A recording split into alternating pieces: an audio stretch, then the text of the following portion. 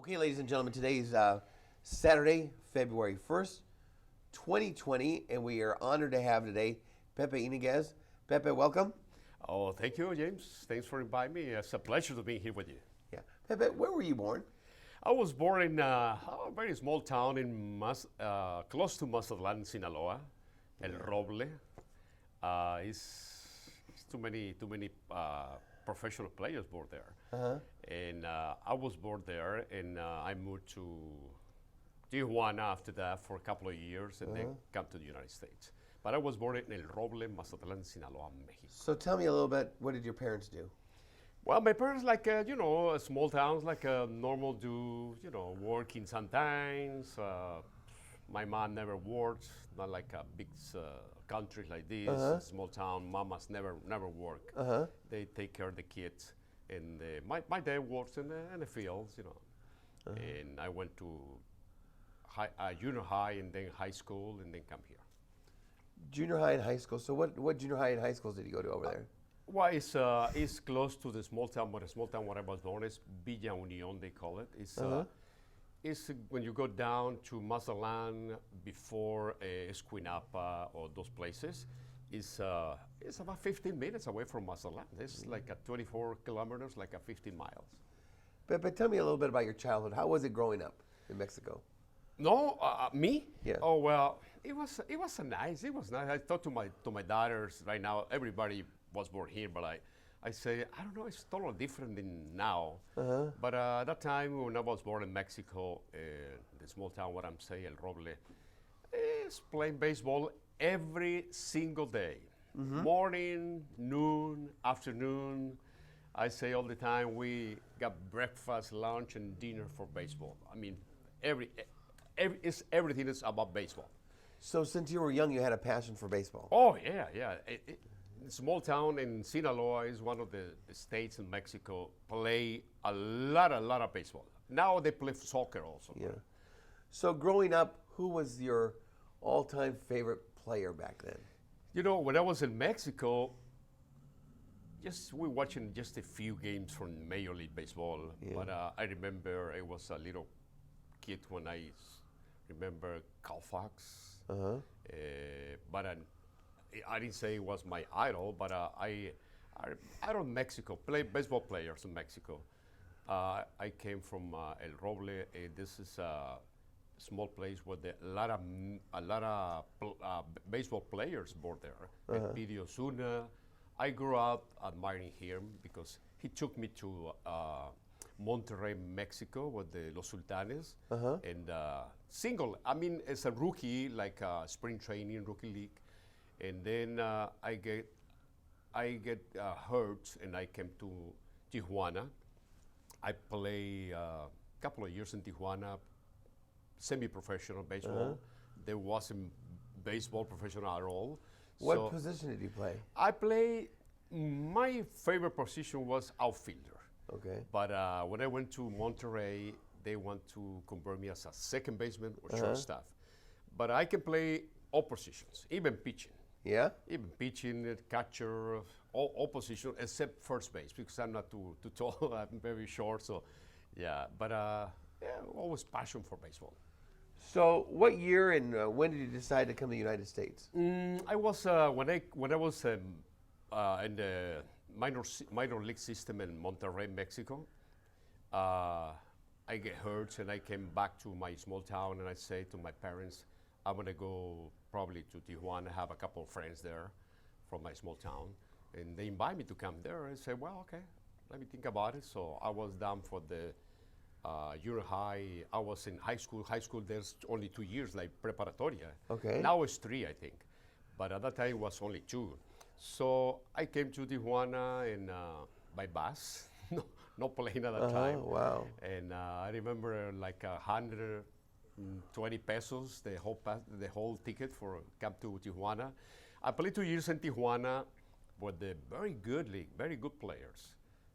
They paid me $5 per game. Oh, okay. $5 per game.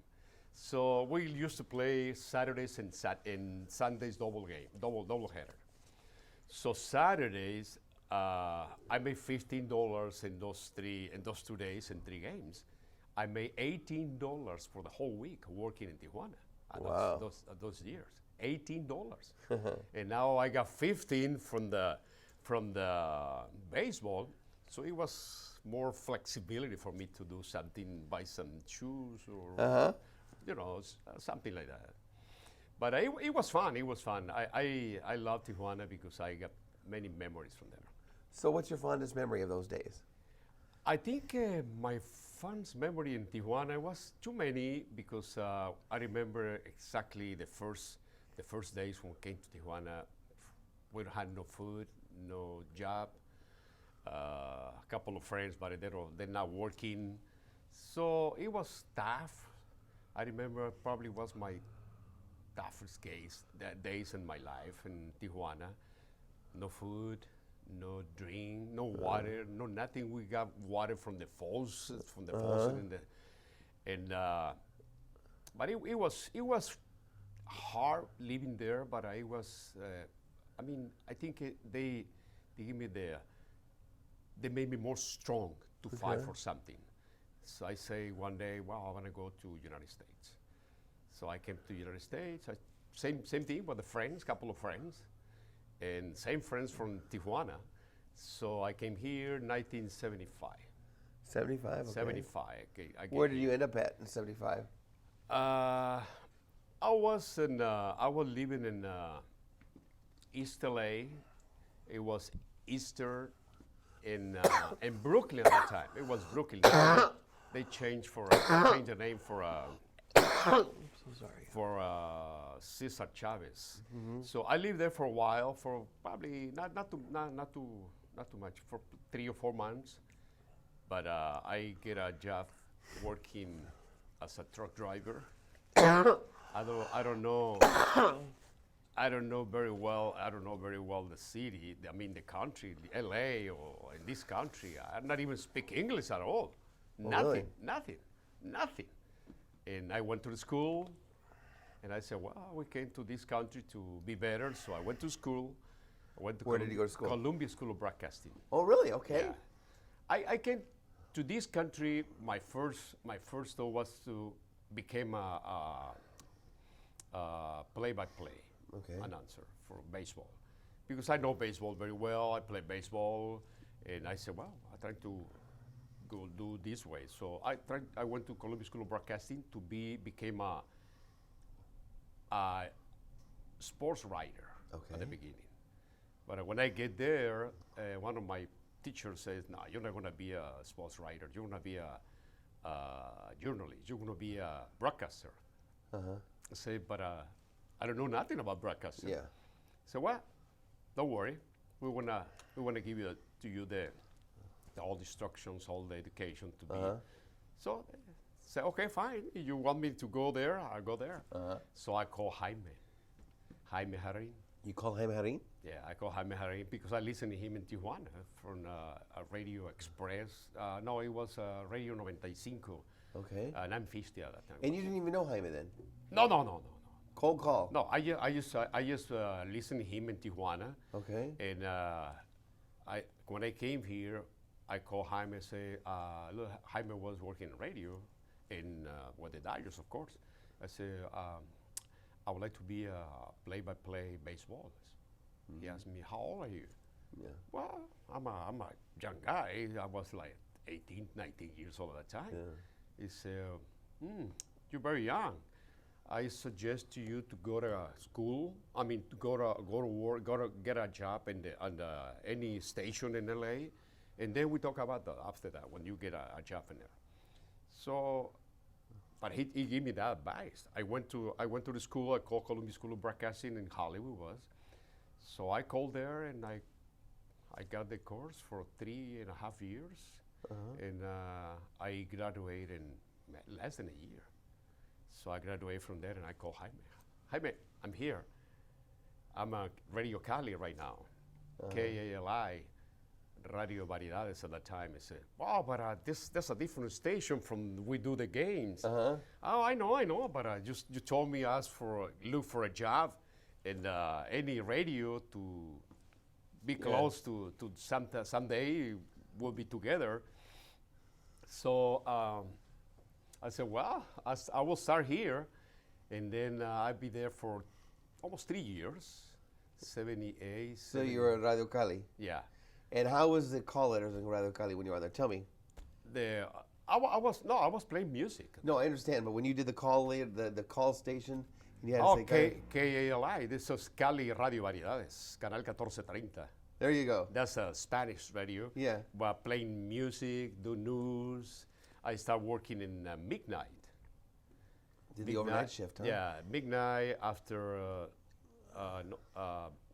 news from channel 4. Pepe Barreto and former police Roberto Arguello, LAPD. They do the translation. They do translate it to the Spanish. So I start working 11:30 night to 5:30 in the morning. Okay. For 2 years. The night owl shift. Yeah. And after 2 years, they give me the chance to go down to the 6 in the afternoon. So I was like this to the 6, and then Afternoon drive, huh? yeah, afternoon drive. So after that, KW, La Mexicana, they come to me, the program director, and say, hey, do you like to move to KW? I said, probably not, because I'm here and I'm boarding here in KALI, Radio Cali. So I don't want to go anywhere from here. So months later, something changed, and I say, okay, well, I call him and say, you still want me to go there? I say, yes, of course. So I moved there, 1982. 1982, you went to 92. KW. La Mexicana. Dodgers was there for the first time. Okay. When they came in 1958. But they moved to 95, 950, what I told you, Jaime Ward, when I listened to him in Tijuana, because it's a Mexican radio. So after that, 87, I think, 87, 88, Dodgers, the son of the owner of the station, Gene Commonson, he knows I love baseball and I want to be a broadcaster. He loves baseball. He's a great fan for Dodgers, like you, like, you know, like. So he told me one time, say, hey, compadre, that's his favorite word when he talked to us. Hey, compadre, I got good news for you. What? He said, I just signed the Dodgers to come to the station. Really? Wow, this is a great news. Yeah.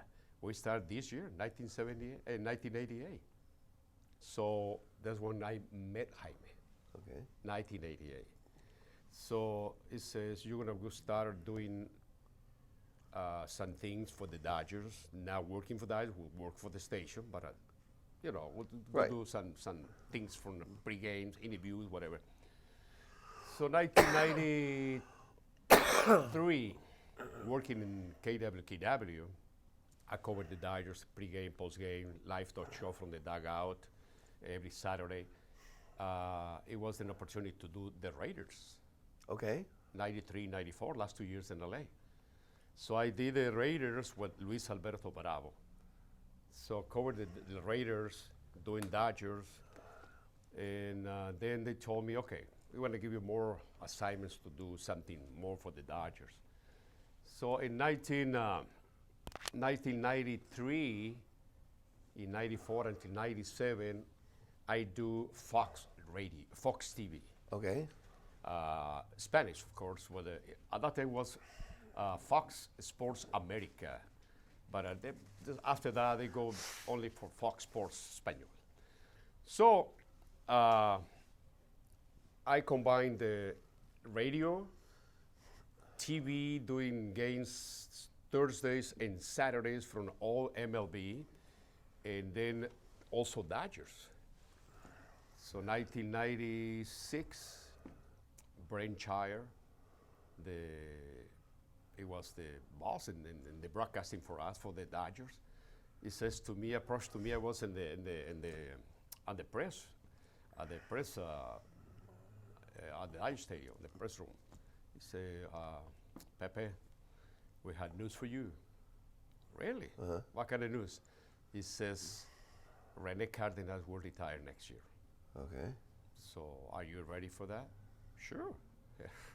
That's what I'm looking for the opportunity to do baseball.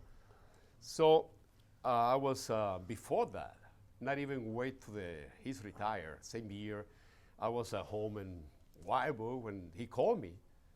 At that time, no cell phones, just the regular phones, home phones. Who called you? Brent Chire. Okay. And he says, Pepe, are you ready? I said, ready for what?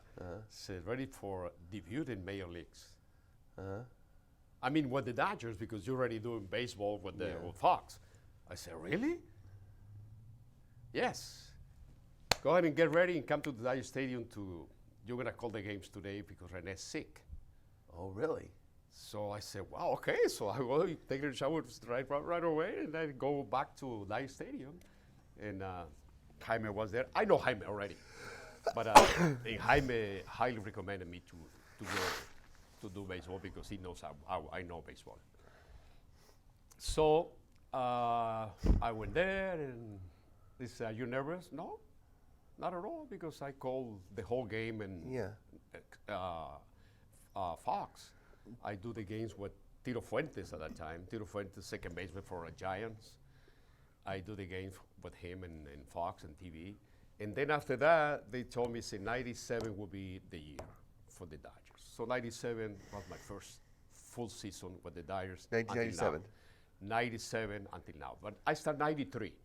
But so they told me, You were in Mr. the dugout O'Malley. and doing other. No, but Mr. O'Malley also told me, Peter, he says, you will be a pinch hitter for us. Okay. I mean, Rene's is retired, you will pinch hitter. So 93, 94, 95, 96, I do little things with the Dodgers. Sometimes work with the players to do some caravanas and sign autographs sections with the different places.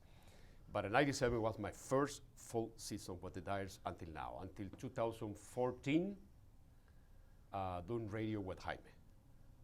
And I remember when I told Jaime, I say, thank you very much for this opportunity. He says, no, you deserve it. Well, I know, probably yes, but you don't help me like this, probably I never want to be here. I said, no, let's do it. And until now, I said, I give you the chance to be there. Yeah. It's a great So what does opportunity. Jaime Harry mean to you? Not really, because I really established my style to call baseball, but I will learn from everybody. Jaime is a guy, a person, friend. He will be there for many years, 62 years now. Yeah. This time. So at that time, it was like 40 years, 35, 37 years, something like that. So we learn from everybody, Well, Vince Scully approached to me and say, look, I know you're a young kid, but I need to learn from you. Said, do this, and this. So you learn from everybody. Yeah. So tell me about your very first game as your first season with the Dodgers. How was that when you got the microphone on and you're live? Time for Dodger baseball. How'd that go? Yeah, well, it was Jaime doing first, second, and third inning. Rene used to do 4 and 5 innings. So he says, you're going to do only 1 inning. Are you ready? And Brent Chire was behind us in the booth. And said, yeah, I'm ready. You're nervous? No, I'm ready to go. Perfect. So Jaime said, well, okay, now it's my pleasure to introduce to you radio Dodger fans, new voice, new talent, new guy, new broadcaster from LA, from Mexico City. Introduced to me like that. I said, so Jaime, thank you very much. It's a great introduction. So I started doing the game. It was Mets. Pedro Astacio was with the Mets. It was my first game, Mets and Dodgers. My first game was with the Dodgers. But I did before few games. Yeah. But in the regular season, full season was my first game was with him. And I did a couple of trips with the Dodgers before that, like On the road? yeah. Okay. I went to Arizona, Pittsburgh, Pennsylvania with the Phillies, different pinch hitters like that. when somebody wants to take vacations or take time off for to spend time with the family. So until '97, I was, like I say, in my first full year until now. I called, and I remember when they say 1 inning, so I remember when I turned around like this and saw Mr. Chire asking Jaime how he's doing. Jaime says, good. Okay, do one more. So instead of 2, I did 3, 4, 5, and 6. Until I get out of the radio to become TV with Fernando and Manny Mora. How is it different from calling football versus baseball? It's a different sport, totally different sports, but I think the hardest part for me in football is because I don't know much about football. And I did the hardest part, I say, a caller, because Luis Alberto Bravo was the play-by-play. It was, I remember exactly the team we have with Al Davis, the owner. We have Jeff Hostler, Justin McClougton, Howie Long, Tim Brown, James Jett, a lot of guys, and Anthony Smith also. And I remember perfectly. So it's different because when you will be a caller, you need to know about the sports. And it was very hard for me because I don't know much about football. But I say I was lucky because only one game a week, one per week. Yeah. So I say during the whole week, I prepare myself to that game. Okay. Baseball is different. Baseball is every single day. Yeah. So it's totally different. Totally different. It's sports. It's good sports also. I love NFL football also, but it's two different sports. Two different sports. How do you prepare for a Dodger game? Well, like I say, I learned from Jaime. I learned from Vince Kelly, from Rick Monday, all those guys. He treat me very well, and I'm asked them. Yeah. How do you prepare to go to the game? He said, Yeah. well, we want to receive dire notes, all info from every player. So in order to read it before you go to the game, and during the game, you're gonna do something like this, like this, like this, and I say, okay, perfect. So I got idea how to go there. I did before, like I said, in Fox, but it was different because I want to do every single game there. Yeah. In Fox, it was only 2 games per week. But I prepare like this, like everybody, like Jaime also, Vince Kelly, everybody prepare the same way. Yeah. We call the game different ways, but Yeah, right. same preparation, yeah. So run by a typical day. It's a 7:05 game. What time do you run? What time do you arrive at the stadium? What do you do? Tell me your routine. Normally it's 7-10 games. 7:10, okay. 7-10. I used to go radio station, KWKW, like Jaime. Yeah. Jaime do news in the afternoon. I do news before Jaime. So I go the station like 9, 10 o'clock in the morning. I go to the stadium from KW La Mexicana, about 2:30, 3 o'clock. We're a 7 o'clock game, huh? 7:30, Yeah. Okay. Yeah, you have to be like 3 or 4 hours, at least 3 hours before. Okay. You have to go to the field, talk to the players. You have to do an interview, do the interviews. Yeah. And, it's being in touch with the players because the players need to know you. Not gonna see you like always like a sports writer for a different. You have to build a relationship. Yeah, huh? because we work for the same organization. We feel like a team all the time. Yeah. It's normally we do like a 2, 3 or 4 o'clock. Normally we have to be there 7, 10 games before 5. Okay. 10, 15, the closest. Yeah. To 5 o'clock. 2 hours, at least 2 hours before. So you're preparing. You're doing notes. What are you doing when you get to the stadium? Well, when I get to the stadium, like I say, Talk to players and you go to the field, talk to the players during the BP, and talk to them about the game, about the hard to play every day. I remember for many players they say, "Oh, it's hard to play every day, but you have to be prepared. Not only your body, your mind." Yeah. So we prepare not to play, but we prepare the same thing. Always go talk to the players before.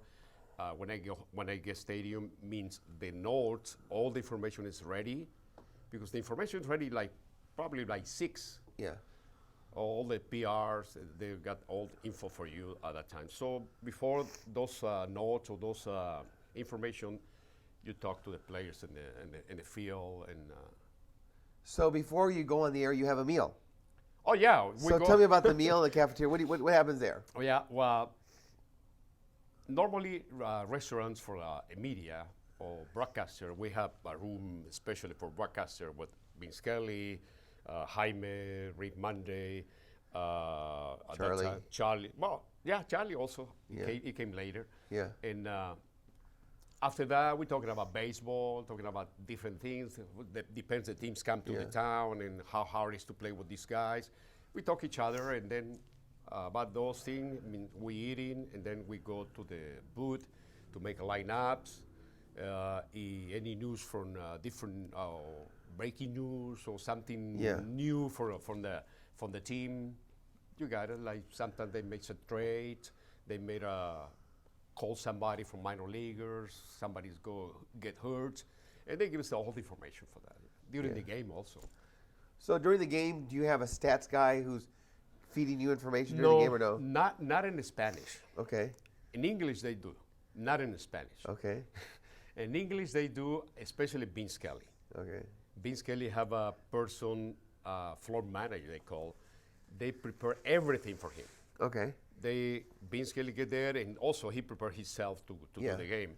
But that person, when some players come to hit or come to the home to hit, he got everything for him. Okay. This is the bios for him. You got everything in there. So by the time you know what high school attended, when he signed, who signed him, and all the background for him. Yeah, all the background for him since he was in probably high school. Yeah. And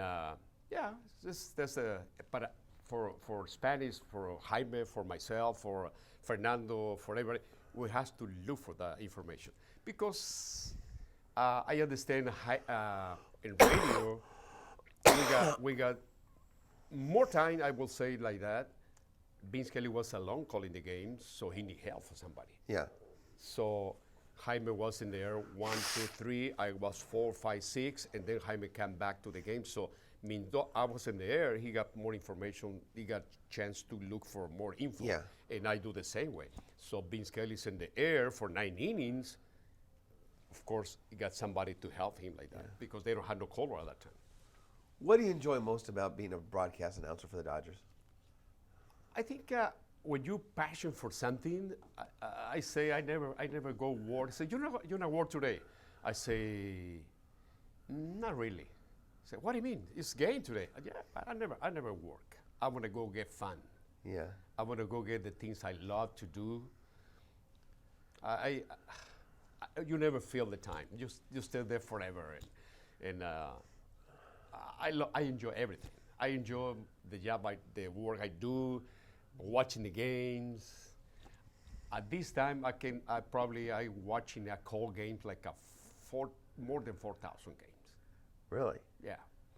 So. What's your most memorable game you've ever worked? I got a lot of memories, but one of my first ones was when Sean Green, 2001, hit 4 homers in the one game in Miller Park in Milwaukee. It was 6 for 6. It was one of the great memories. The other one was when the 4 homers for the Dodgers back to back. It was Jeff Kent, Russell Martin,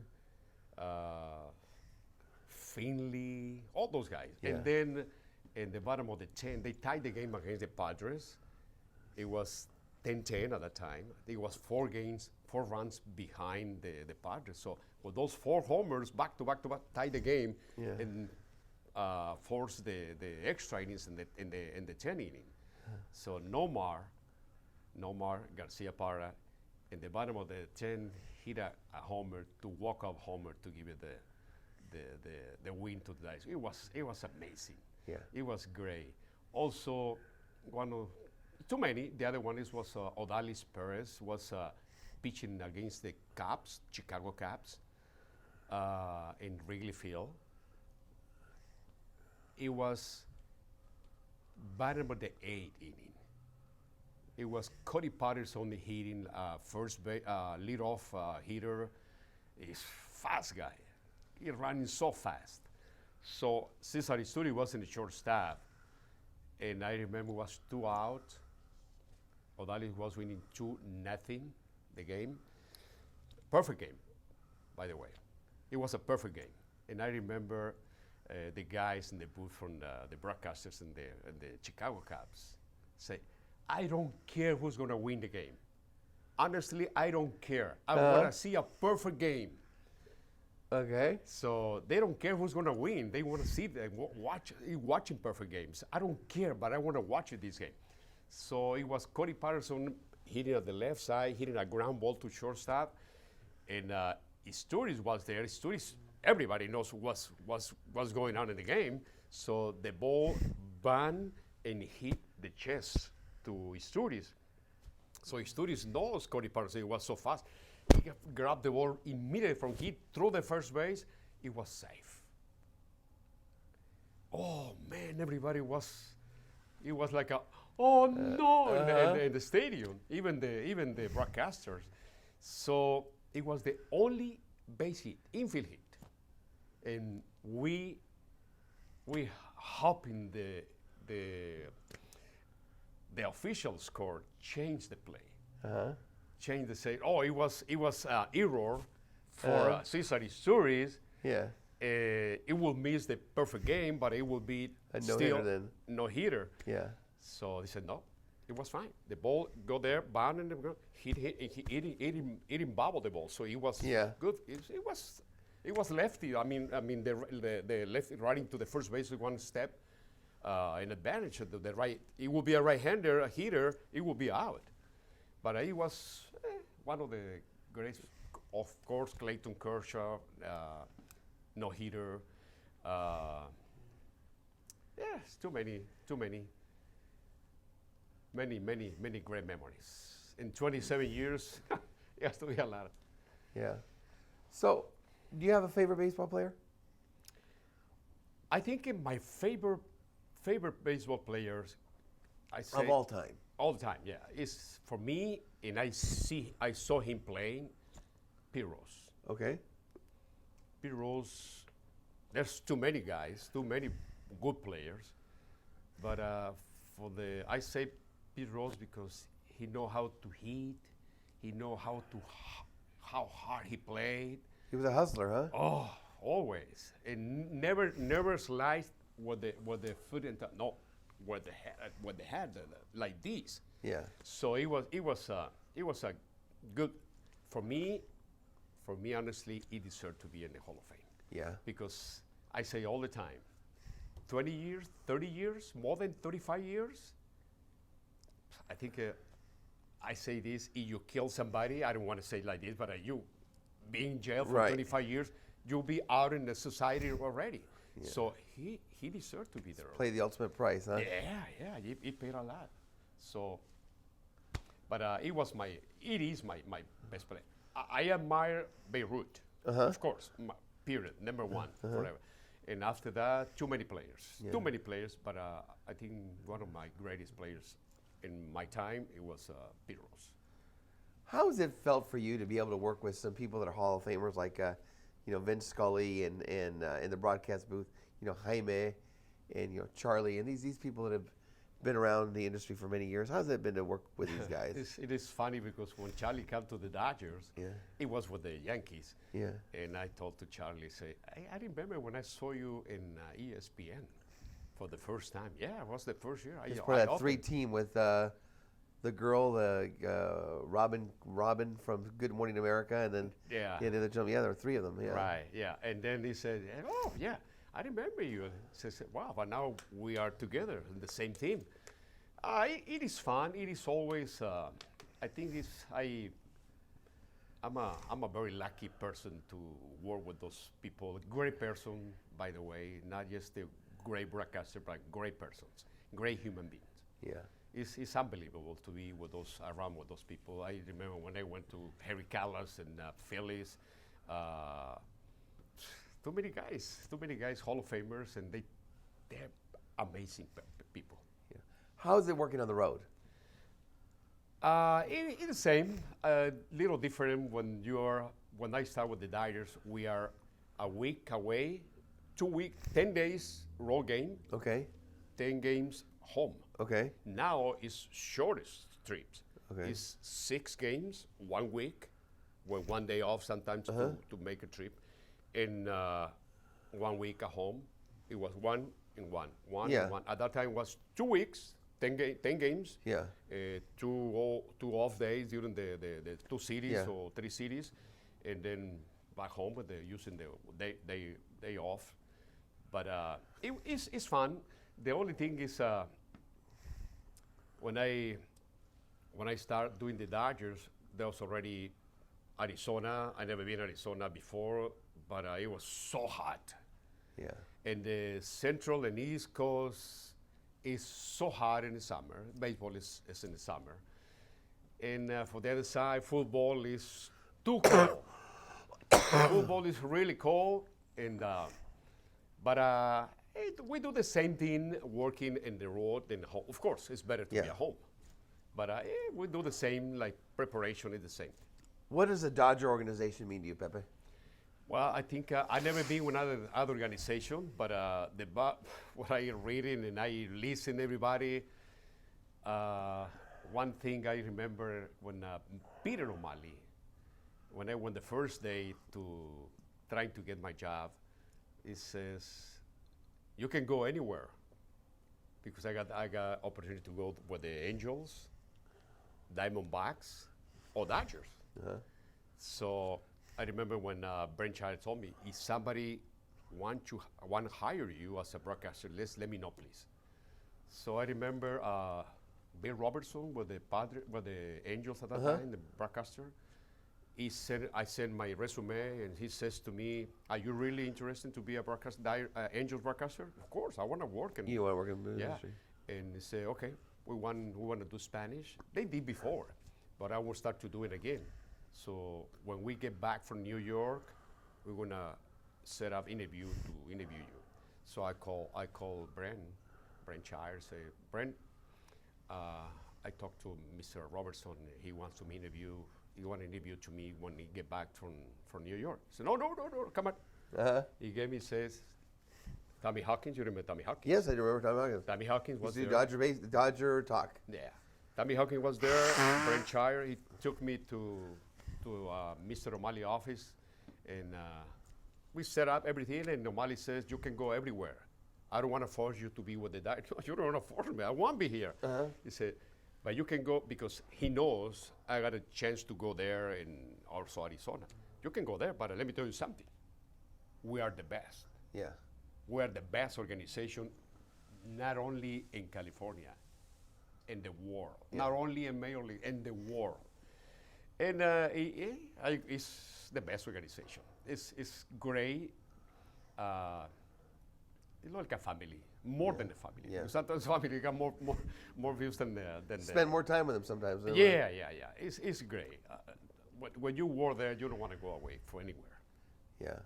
It's great. It's like I said, I'm very lucky to start in the big show with a great organization. Yeah. How was it working for the O'Malleys? It was different things. Yeah. You know, as owners, every owner got different ideas. Mr. O'Malley was more conservative. Yeah.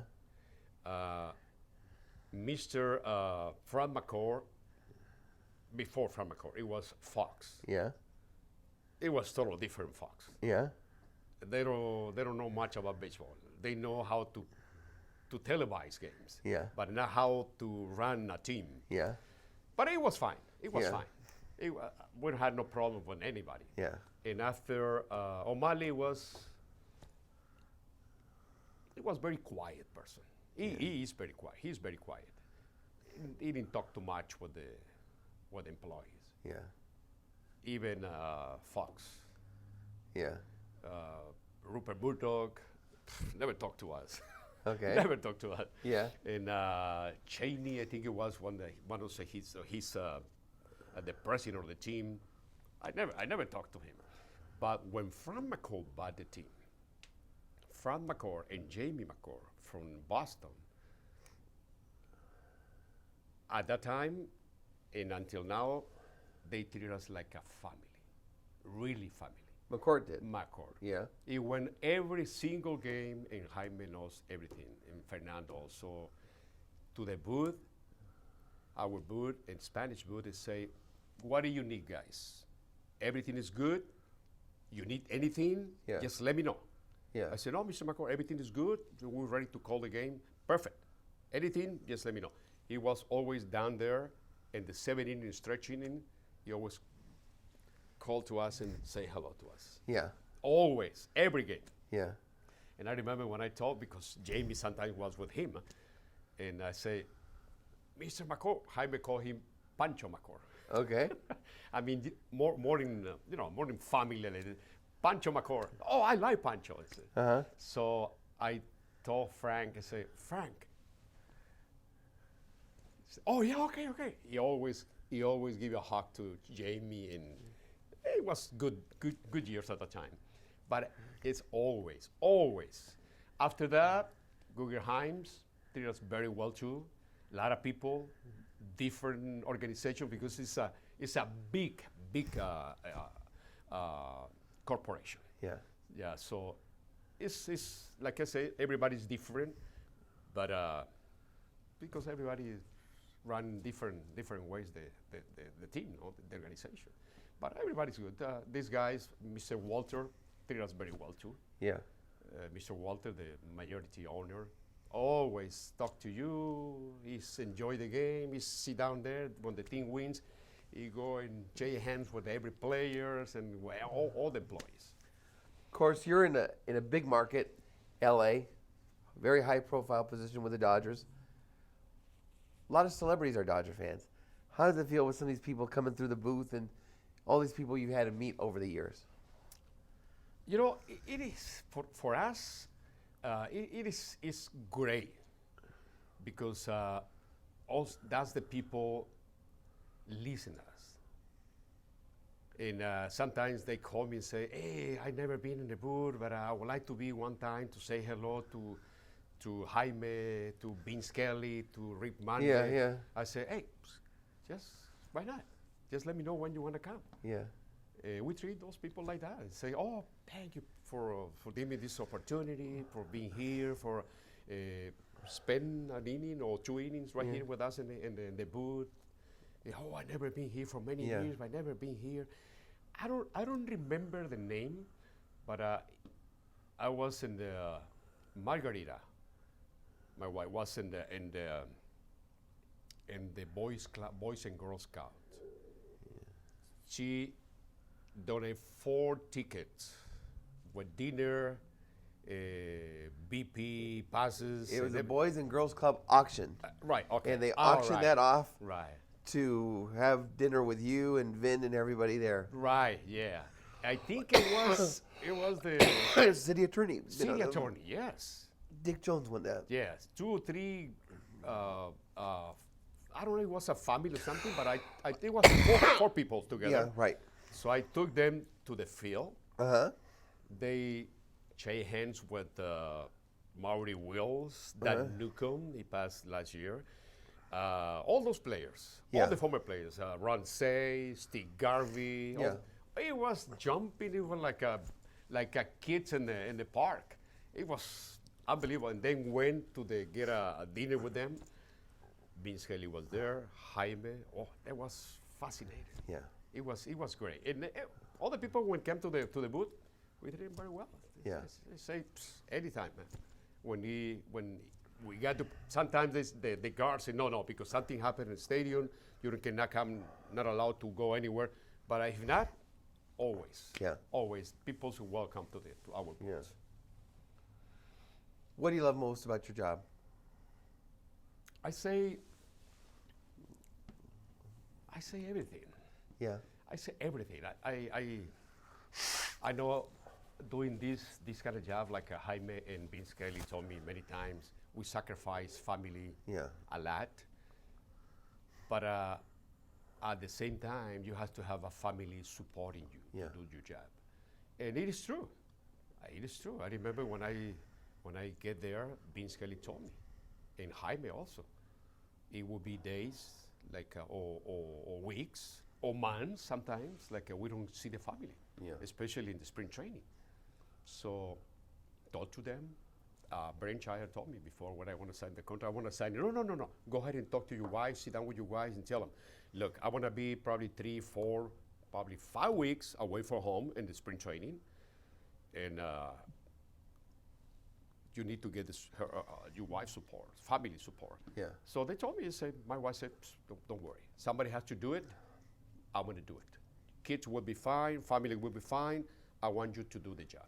And Vince Kelly told me sometimes it will be tough days. Like you can take your wife with you. Yeah. But at that time, I cannot take her because the kids was in school, right? Yeah. So Vince Kelly and Jaime, they got all the kids was, they married already at that time, so they don't have nobody. But I like the trip. I made flights with the team, stay with the team in the same hotel. Yeah. Talk to the guys, to the players, and at the same time, you can combine the things you love with family and you love in your job. I think it's a great combination. At least I feel it like that. Yeah. When was the most challenging time for you while working? I think during the season. Yeah.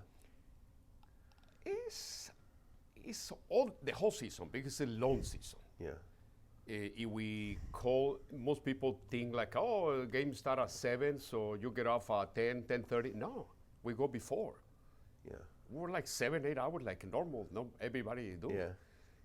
Office or factory, whatever. We work 8 hours. So I really enjoy the whole time, but I can say it's a long season since spring to the postseason, because that is most of the time in the postseason is 8 months of the year.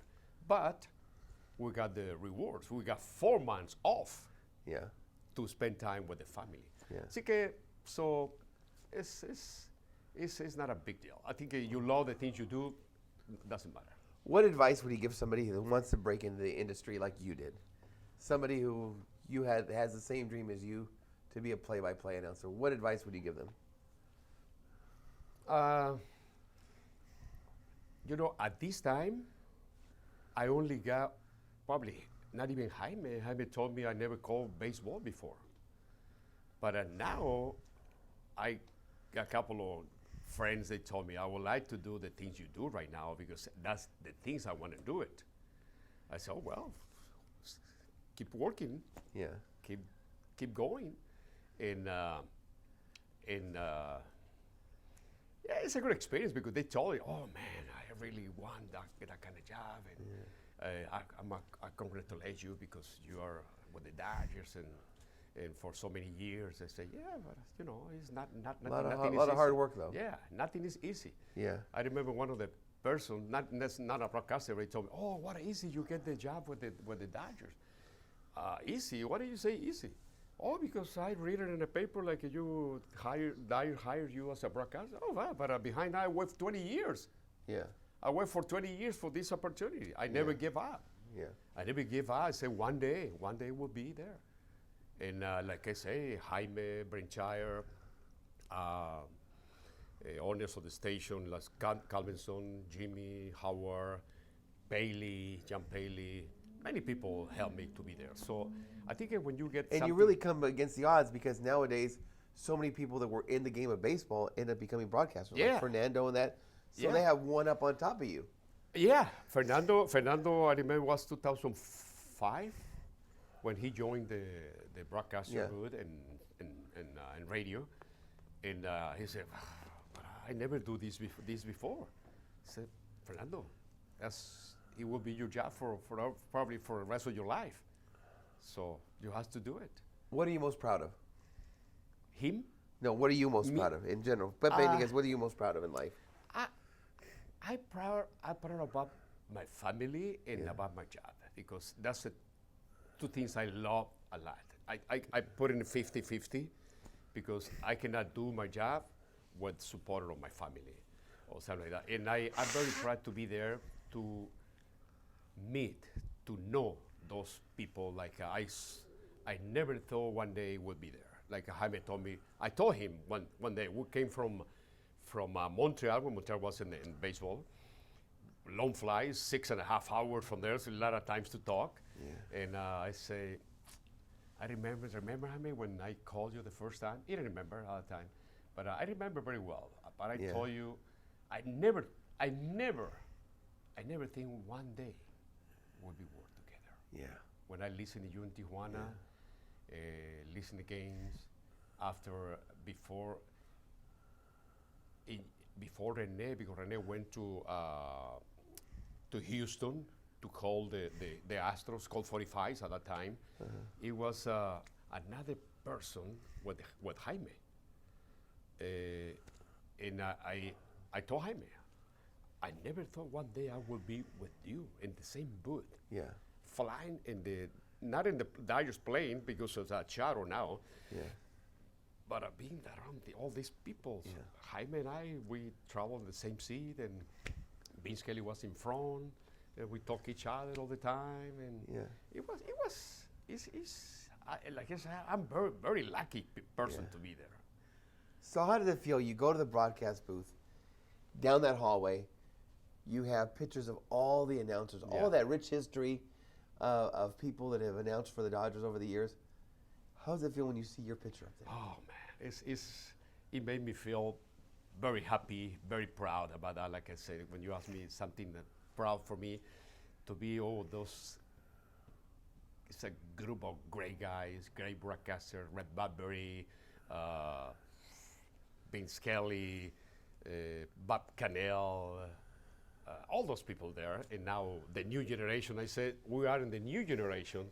And Rick, they say, yeah, you're a little behind me because I started in 95, you're 97. I said, but I was here in 93 already. Well, okay, you belong to my team. So all the pictures in there. In the first round, and then go the other side and go the other way. It's a big, all the wall is, all pictures are around the booth that me the fifth floor. But it's unbelievable to be there to get your picture of those special guys. Yeah. How would Pepe Yñiguez like to be remembered? I say all the time, I think the way I am. I am very, always talk to the people. Fernando and Jaime call me and says, you need to be a mayor of the city. They say, why? I want to bring the mayor. They say, what mayor? Mayor of my city, La Habra, Mr. La Habra. I said, really, who is it? And you meet them. And they say, because they say, you need to be a mayor because you always talk to everybody. Talk to all the people. No matter what department they work in, I talk to them. And that's the way I am. I mean, I would like to be very communicative guy with everybody. And I would like to, I don't know. I'm not even thinking about how I want to remember. I'm like a single person. Yeah. Yeah. You know, before we started taping, I was talking to Matt.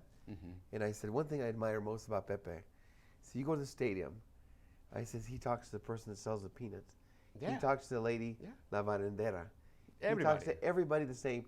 He don't care what color, race, what position they're trying. He treats Vince Scully and the custodian the same as anybody else. And I was telling that Matt about that. It's a beautiful quality that you have?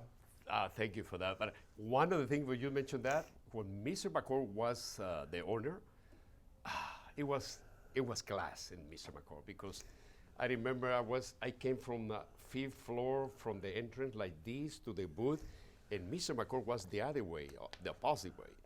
And one of the janitors was cleaning in the hall right there. Yeah. So Mr. McCord wants to go inside the press box, and it was locked. And the guy working cleaning the floor, I know him very well, Yeah. Ricardo. He says, I was a little far from him, and he said, "Senor, you cannot go there. It's locked. You have to go around there to go to the press box." Mr. McCord said, okay, fine. He went around and go there and come to the same door. When I was talking to Ricardo, what happened? What did he says to you? Oh, look at these guys. He wants to go inside with to the press box. Come on, go over there. Said, do you know who's that person? I don't care. Everybody's the same, so he's not allowed to go there. It's Mr. McCord, the owner of the team. Oh, Pepe, please, why don't you tell me? You're going to fire me. No, if McCord went there, come to the same door and say, let me congratulate you. He said, he was afraid. He said, no, I want to congratulate you because you are doing your job. Yeah. If you are doing your job, that's the kind of people I want to work here. No matter who is the person, you treat the person equal. The same thing. So, like you say, I don't see any difference between black and white or whatever, Latinos or whatever, or positions or owners, or like I said, Vince Kelly, Jaime Jarrin, Fernando Valenzuela. I think we are human beings. That's the most important thing. So why do you suppose Frank McCourt, he was so controversial publicly with the public, not very well popular with the public, but yet he had these wonderful relationships with the employees? What do you think? It was two different things. Yeah. When he's doing the owner, he treat everybody the same. Yeah. His mothers and his family and what Jamie is another thing. Yeah. So I don't want to go there because we don't know exactly what's going on there. Yeah. But Jamie and Mr. McCord and their sons treat us very well. The things happen inside and the family, it was another thing like so the unfortunate divorce got messy, yeah. and it came out publicly, and I think it was a mistake, definitely. Yeah. It was a big mistake for Jamie. I don't know who was fault, McCord or him or her, but I don't want to be in that situation. Yeah, but I say they are great persons. They treated you well, and they treated us there. Yeah. Same to everybody. Yeah, that's what I think. Okay. Fill in the blank. Pepe Yñiguez is? That your broadcaster. Have a job. I'm happy for that. I say, oh, but you're a broadcaster. I mean, you do this, you have to be feel like very proud about the things you do. I'm a very lucky to do this, but I'm a worker. I work for somebody, and even if I'm the owner of the team, doesn't matter. I think analyzing myself, I think I'm probably very simple people. Final question. What is the legacy Pepe Yñiguez leaves behind? I would like to live. I say that the legacy you live in this world is the best thing you got, because nothing's gonna take you. So I would like to see somebody will remember me like a good friend, good person, treat everybody equal, no difference between one and another. It's the same thing. We are hard workers. We came to this country to work hard, and I think, that's the way I think. I want the people remember me like a very single, very simple people. Perfect.